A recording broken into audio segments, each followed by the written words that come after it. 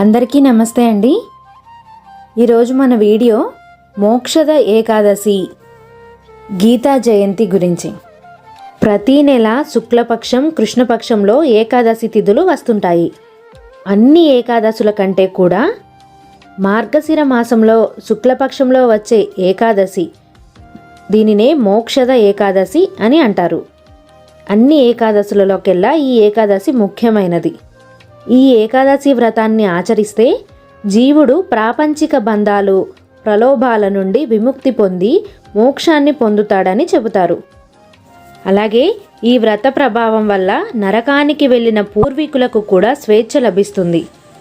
ఈ రోజునే గీతా జయంతిని కూడా జరుపుకుంటారు. సాగరాన్ని దాటడానికి ఈత, భవసాగరాన్ని దాటడానికి గీత అన్నారు పండితులు. యుద్ధరంగంలో కర్తవ్య విముఖుడై బేలగా మారిన అర్జునుడికి పరమాత్మ అందించిన దివ్యోపదేశం గీతా సందేశం. మార్గశిర శుక్లపక్ష ఏకాదశిని గీతా జయంతిగా జరుపుకుంటారు. గీతాచార్యుడు భగవద్గీత రూపంలో సన్మార్గాన్ని బోధించిన రోజుది. ఎందరో మహాపురుషుల జయంతులు జరపడం సాధారణమే. కానీ ఒక గ్రంథానికి జయంతి అంటే అదెంత గొప్పదైతేనో అంత గౌరవం దక్కుతుంది. ఏమిటా గొప్ప అంటే, గీతలో మొదటి శ్లోకం ధర్మక్షేత్రే కురుక్షేత్రే అంటూ ఆరంభమవుతుంది. ఈ పదాలను కొంచెం అటు ఇటు మార్చితే క్షేత్రే క్షేత్రే ధర్మం కురు అని వస్తుంది. ఇలా అనుకుంటే ఏ ఏ ప్రదేశాల్లో నువ్వు ఉంటావో ఆ అన్ని చోట్ల ధర్మాన్నే ఆచరించమనడం. మనం వృత్తి, ఉద్యోగ, వ్యాపారాల్లో, జీవితంలో ఎంత ఔన్నత్యాన్ని సంపాదించినా అదంతా ఒకవైపు, నాణానికి ఒకవైపే అని అనుకోవాలి. ఆధ్యాత్మిక కోణం అని ఇంకొకటి ఉంటుంది. వందలాది యుద్ధవీరులను సవ్యసాచిత్వంతో అవలీలగా జయించగలిగిన వాడు అర్జునుడు. అలాంటి అర్జునుడు కూడా అస్త్ర సన్యాసం చేసి పరమాత్మ ముందు మోకరిల్లి, అది యుద్ధరంగం అయినప్పటికీ జీవితాన్ని అన్ని కోణాల్లో విశదీకరించడానికి అదే అనువైన సమయమని తలచాడు. లౌకిక భోగాలనే మాయాతెర మనసును ఎప్పుడూ కప్పి ఉంటుంది. ఇష్టమైన వాటి మీద వ్యామోహం పెంచుకుంటుంది.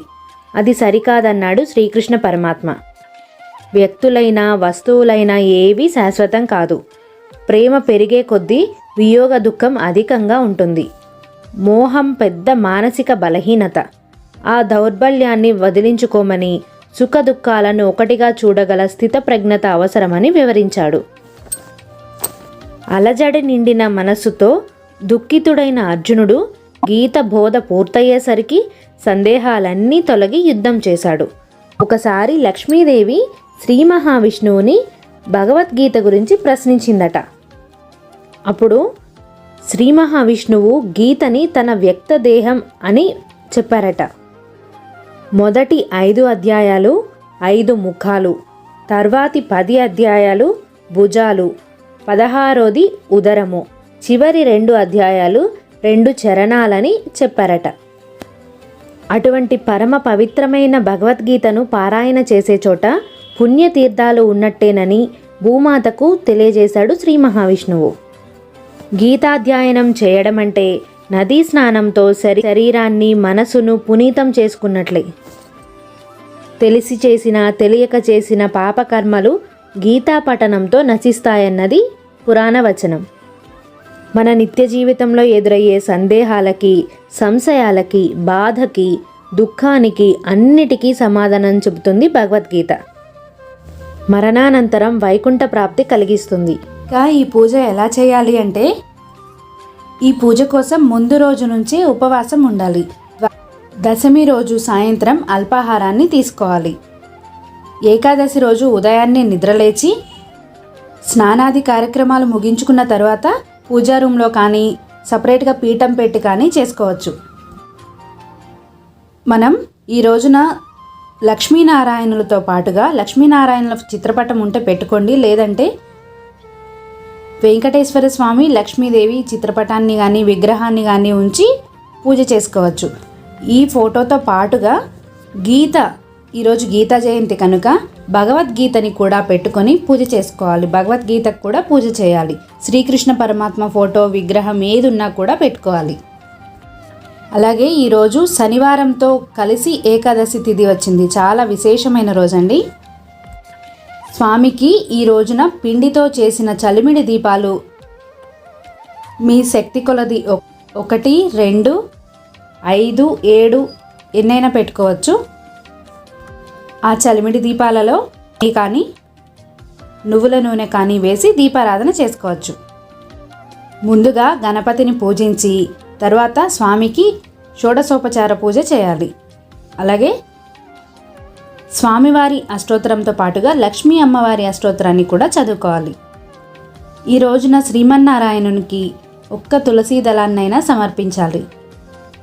ఆ తులసిని ఈ రోజైతే కొయ్యొద్దండి, ముందు రోజు కోసి పెట్టుకోండి. ఈ రోజున స్వామివారికి నైవేద్యంగా పళ్ళు, పాలు, ఏదైనా తీపి పదార్థాన్ని కూడా నైవేద్యంగా సమర్పించవచ్చు.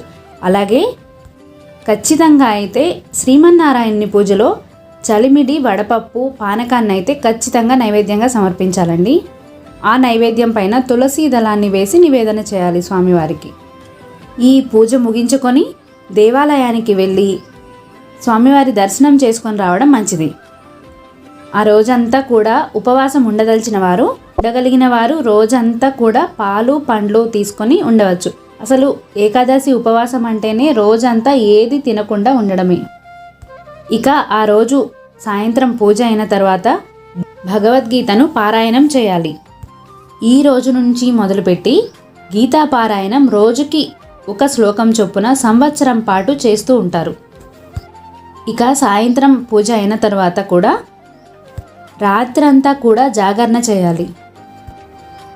ఆ మరుసటి రోజు ద్వాదశి గడియలు వెళ్ళక ముందే స్వామివారికి పూజ చేసుకొని మనం చేసుకున్న ఆహార పదార్థాలని స్వామివారికి నివేదన చేయాలి. ఈ ఆహార పదార్థాలలో ఉల్లి, వెల్లుల్లి లేకుండా చూసుకోవాలి. స్వామివారికి నివేదన చేసిన ఆహార పదార్థాలని ద్వాదశి గడియలు పోకముందే పారణ చేయాలి. పారణ చేయడం అంటే ఆహారాన్ని స్వీకరించడం. ద్వాదశి వెళ్ళిపోయిన తర్వాత ఆహారం తీసుకుంటే మనకి ఏకాదశి వ్రత ఫలితం దక్కదండి. అందుకే ద్వాదశి గడియల్లోపే మనం పారణ చేయాలి. ఇక ఈ మార్గశిర మాసంలో వచ్చే ద్వాదశి రోజున శ్రీమన్నారాయణునికి అభిషేకం, పంచామృతాలతో అభిషేకం చేస్తారండి. ఎంతో విశేషమైన పుణ్య ఫలితాన్ని ఇస్తుంది. మీకు ఇంట్లో చేసుకోవడం కుదరలేదు, విగ్రహాలు లేవు అంటే పాలు, పెరుగు, తేనె, పంచామృతాలన్నీ తీసుకొని వెళ్ళి దేవాలయానికి వెళ్ళి అభిషేకం చేయించుకోండి. విష్ణుమూర్తి ఆలయాలు ఏ దేవాలయాలైనా, రామాలయం కావచ్చు, వెంకటేశ్వర స్వామి ఆలయం కావచ్చు, ఎక్కడైనా కూడా అభిషేకం చేయించుకోండి. అలాగే ఆ రోజున స్వామివారికి తులసిని సమర్పించండి. తులసిని ఎట్టి పరిస్థితుల్లోనూ ద్వాదశి రోజు, ఏకాదశి రోజు కొయ్యకూడదు. ఇక స్వామివారికి ద్వాదశి రోజు నైవేద్యం సమర్పించిన తర్వాత స్వామివారికి హారతి ఇచ్చి పీఠాన్ని కదపవచ్చు. ఇంకా పిండి దీపాలు అంటే ఉదయం వెలిగించిన పిండి దీపాలని ఏకాదశి రోజు సాయంత్రం వెలిగించకూడదండి. ఎప్పటివి అప్పుడే వెలిగించాలి. ఒకసారి దీపం గగనమైన తర్వాత ఆ ప్రమిదలు కావచ్చు, పిండి దీపాలు కావచ్చు అసలు వాడకూడదు. మళ్ళీ కడిగి వాడాలి. ఈ పిండి దీపాలని గోమాతకి తినిపించవచ్చు. గోమాత అందుబాటులో లేదు అనుకుంటే నిర్మాల్యంలో కలిపివేయవచ్చు. ఈ ఏకాదశి ఉపవాసం వలన మోక్షం ప్రాప్తిస్తుంది అని చెప్తారు. మనకే కాదు, మనతో పాటు మన పూర్వీకులకి కూడా మోక్షాన్ని ప్రసాదిస్తుంది ఈ ఏకాదశి ఉపవాసం. ఇదండి ఈరోజు వీడియో. మరొక చక్కని వీడియోతో మళ్ళీ కలుద్దాం. నమస్తే అండి.